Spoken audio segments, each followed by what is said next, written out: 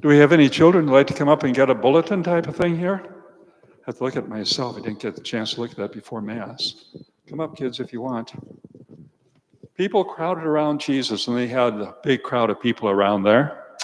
And there's a boat in the distance, some palm trees, and you kids had to figure out, oh, there Jesus is. Yeah, there you go. You take that home with you, color it, and then on the back page here we have what? We have some 6 differences in the bottom picture. So what's different in that bottom picture? Okay, you bet. You got one already. Yes, very good. I'll give one to him too. There you be.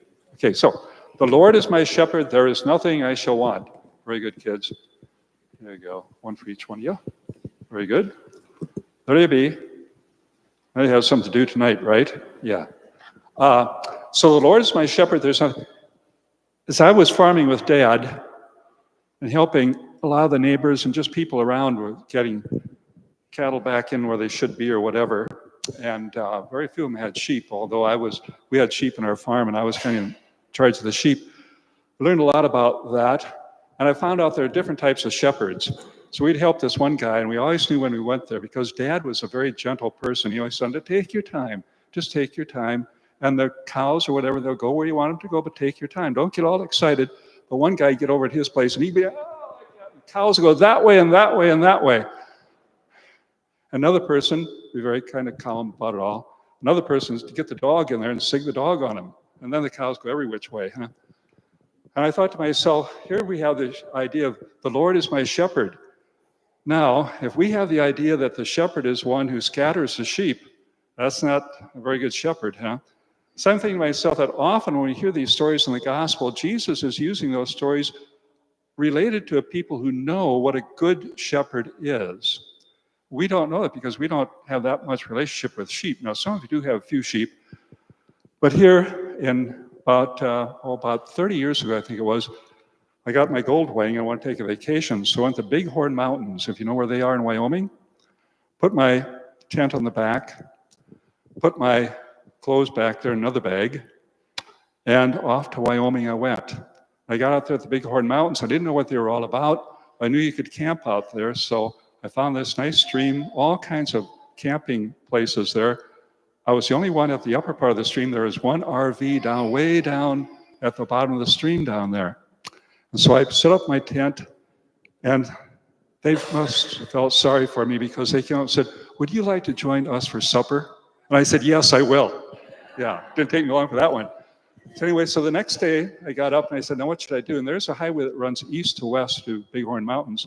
So I'll just go on that highway and maybe I get over to the big park over there and spend some time there as well. Going along this highway though, the mountain goes up and there's a great big, it's a huge, huge valley out there, all kinds of grass. And there was a flock of about, I would say, 300 to 500 sheep. And there's a covered wagon over there with a smokestack sticking out of the wagon. And I presume that's where the shepherd was, but there's no shepherd. The sheep are all kind of grazing, coming down that mountainside. And here I am on the highway. I stopped. They didn't pay much attention to me. They were eating. I said, I'm going to watch this, just see what happens with these sheep and see if they get on the highway, because they get on the highway and a car comes along, there's going to be a mass slaughter here. So they got closer and closer, and pretty soon, this elder gentleman came out of that covered wagon, had a stick with him because to get down the mountainside there, he got down to the bottom and he gently just got the sheep, move over to that side there, turned them around, started them up the mountain. Real gentle, never said anything, he just kind of just took them like that, just kind of went like that, and they just kind of followed him. And I thought, there, that is, the Lord is my shepherd, huh? So there, the Lord is protecting us, as was that shepherd, from the traveling people like myself on that highway that I went to the sheep. He just got turned around real easy. And I told that story to some kids one time. They said, well, Father, what about those sheep that didn't go where you wanted them to go? And I said, well, the guy had 2 dogs too, border collies. So I said, this would be interesting. So some of the sheep went where he didn't want them to go. And he kind of went over, just pointed at him. The border collies went right beside the sheep, right beside him, and got the sheep turned around. Everything else. The Lord is my shepherd. So I leave you with that image of the Lord is my shepherd. There is nothing I shall want.